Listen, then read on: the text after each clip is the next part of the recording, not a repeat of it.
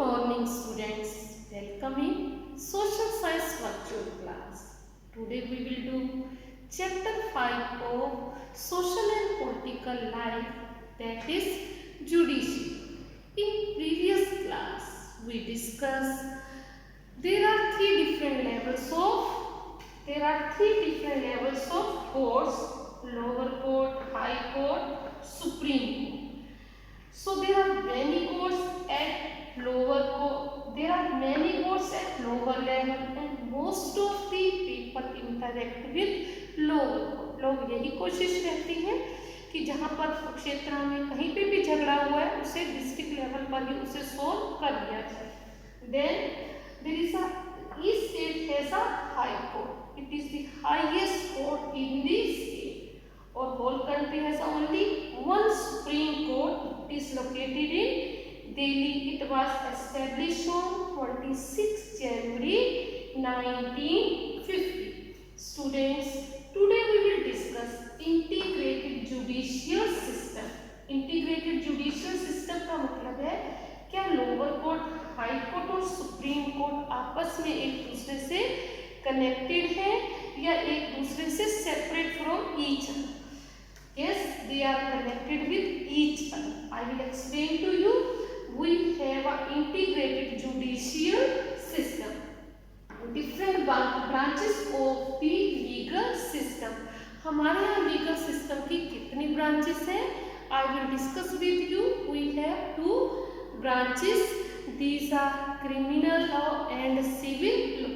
So first I am discussing जो हमने discuss किया lower court, high court, supreme court, क्या ये आपस में इंटर रिलेटेड है या आपस में they are separate from each other? Students, they are integrated with each other because decisions made by the higher court are binding to the lower courts. क्या मतलब है इसका? कोई भी डिसीजन जो हायर कोर्ट लेगा लोअर कोर्ट्स को वो मानना ही पड़ेगा, उसको डिसओबे, उसको इग्नोर नहीं कर सकते. इंटीग्रेटेड सिस्टम का एक और भी रीजन है, we have in our country appellate system. Appellate का मतलब होता है रिक्वेस्ट करना. रिक्वेस्ट किस लिए की जाती है? Students, if any citizens feel कि judgement given by the lower court is not just, then they can request to higher court to see his or her case. तो इसे हम कहते हैं एपीलेट सिस्टम. स्टूडेंट, इसे हम समझ भी सकते हैं स्टोरी के वे से. क्या है? स्टोरी नहीं, ये एक्चुअल केस ही है. Let us understand what we mean by appellate system by tracking a case state Best Lakshman Kumar and others from lower court to the Supreme Court. एक ये एक्चुअल केस है जो हम आपको discuss करने जा रहे हैं और इसको सुनने के बाद, समझने के बाद आपको समझ में आ जाएगा कि एपीलेट सिस्टम क्या होता है, रिक्वेस्ट करना हायर कोर्ट को क्या होता है. स्टूडेंट, इसे सुनिए. इन फरवरी 1980 में लक्ष्मण कुमार की मैरिज 20 इयर्स और सुधा गोयल के साथ होती है. They lived in a flat in Delhi with his brother and their families. उनकी फैमिली, ब्रदर इन लॉ है, मदर है, उनके साथ रहते हैं. 2 दिसंबर 1980 को Sudha died in hospital due to burns. Her family filed a case in the court. Sudha की डेथ हो जाती है 2 दिसंबर को, तो उसकी फैमिली केस फाइल करती है कि ये एक्सीडेंट नहीं था, अचानक नहीं हुआ. It is done by some family members.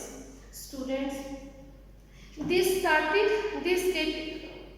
when this case was here in the trial court, 4 of her neighbors were called in as a witness. उनके 4 neighbors को as a witness बुलाया जाता है. विटनेस का मतलब गवाह, कोर्ट में बुलाया जाता है.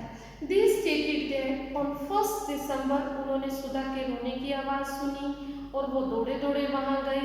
तब उन्होंने सुधा को एक साड़ी में चलते हुए देखा और उन्होंने सुधा के ऊपर एक ब्लैंकेट डाला, उसकी आग बुझाई. तब सुधा ने उनको बताया कि my mother in law put kerosene on me and my husband lit the fire. Husband ने मिट्टी का तेल डाला, मदर इन लॉ ने मिट्टी का तेल डाला और हस्बैंड ने मैच बॉक्स से आग लगा। और उसकी फैमिली ने और नेबर्स ने दोनों ने ही बताया कि उसके इन-लॉज उसको टॉर्चर करते थे। वो डिमांड कर रहे थे स्कूटर की, फ्रिज की और कैश की on the birth of her first child. As the part of their defense, Lakshman and his mother stated that Sudha's sari had accidentally caught fire while she was heating the milk. पर लक्ष्मण और उसकी mother ने कहा कि नहीं हमने ऐसा नहीं किया, सुधा दूध गर्म कर रही थी, अचानक उसकी साड़ी में आग लग गई जिसकी वजह से वो बर्न हो गई और उसकी डेथ हो गई।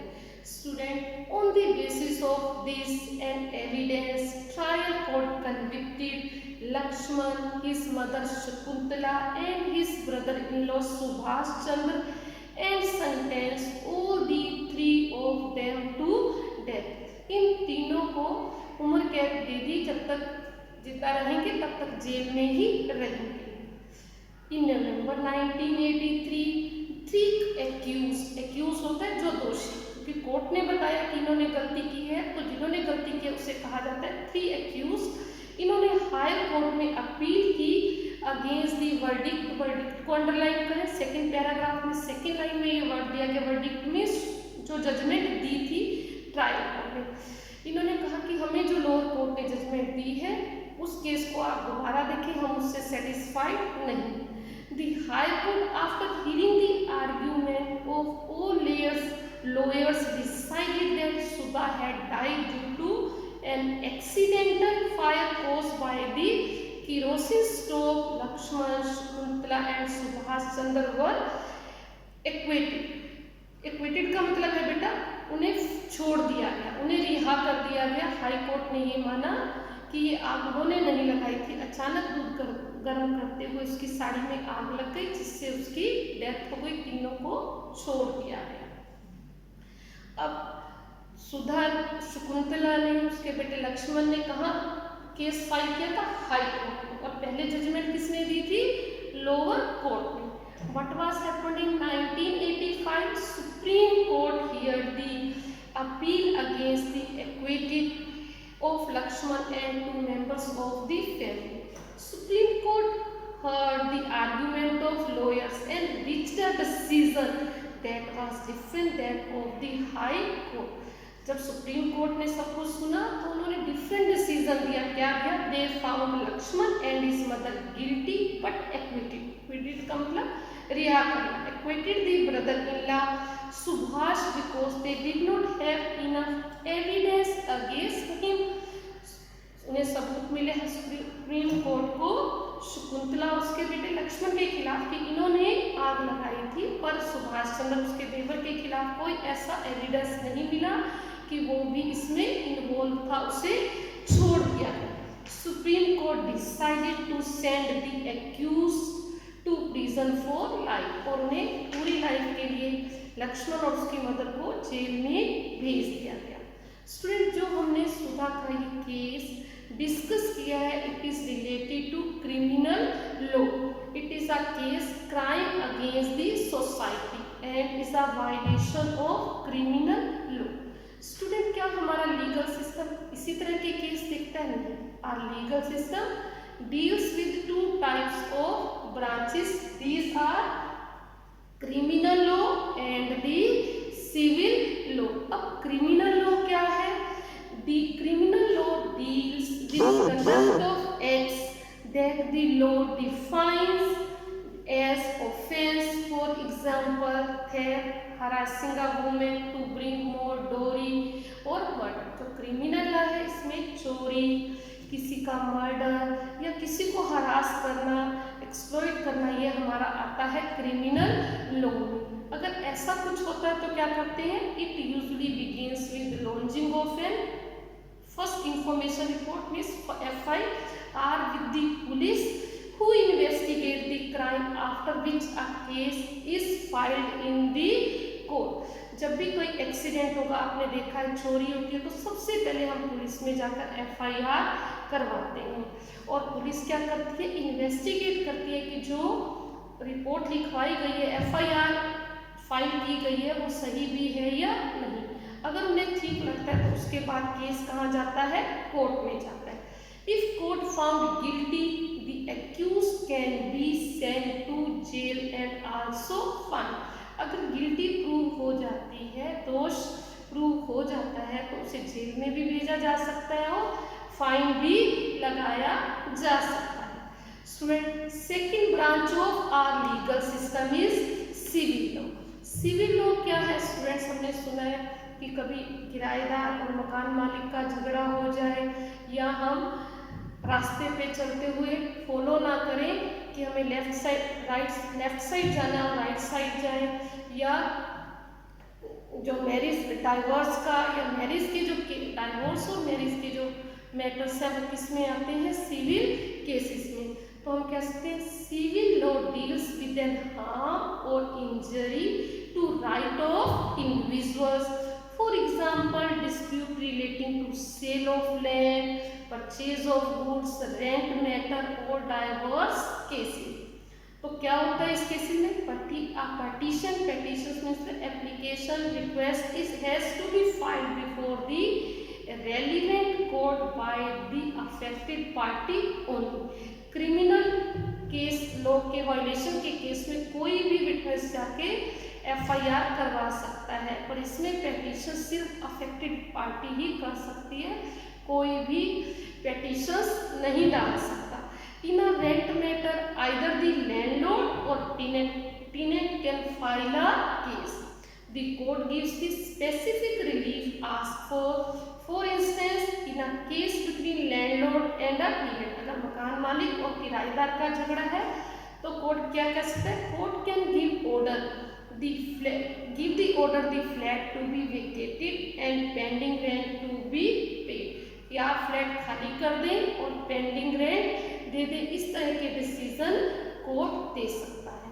तो स्टूडेंट्स, आज हमने डिस्कस किया इंटीग्रेटेड जुडिशियल सिस्टम, जो हमारे lower court, high court, supreme court है, ये आपस में इंटीग्रेटेड है, आपस में एक दूसरे से डिफरेंट नहीं है, एक दूसरे से सेपरेट नहीं है। जैसे हमने सुधा के केस में भी देखा कि पहले वो लोअर कोर्ट में गए, जब सेटिस्फाइड नहीं हुए वो तीनों, जिन्हें उम्र कैद की पनिशमेंट मिली, उन्हें लग रहा था कि शायद हम छूट जाएं, यही सोच के वो हाई कोर्ट में गए और हाई कोर्ट ने उन्हें रिहा भी कर दिया। और उसके बाद सुधा के फैमिली मेंबर्स को लगा नहीं, इन्होंने हमारी बेटी को जलाया है, हम इनको सजा मिलनी चाहिए, तो उन्होंने सुप्रीम कोर्ट में केस को फाइल किया और सुप्रीम कोर्ट ने उसके ब्रदर इन लॉ के खिलाफ कोई सबूत नहीं था, उसे रिहा कर दिया। उसकी मदर इन लॉ शकुंतला और हस्बैंड लक्ष्मण को पूरी उम्र के लिए जेल में भेज दिया। तो स्टूडेंट, वी हैव सीन कि यहाँ पर ये शो हुआ कि these courts are integrated with each other. फिर हमने डिस्कस किया different branches of the legal system. There are two branches, first is criminal law and civil law. अगर मर्डर का केस है, थेफ्ट है, तो these come under violation of criminal law. Divorce, marriage, इस तरह के डिस्प्यूट हमारे आ जाते हैं सिविल लॉ में। Student, read the lesson and learn the lesson. In next video I will discuss with you, does everyone have access to the court? क्या सभी लोग कंट्री के कोर्ट में जा सकते हैं जस्टिस लेने के लिए? Thank you students, have a nice day.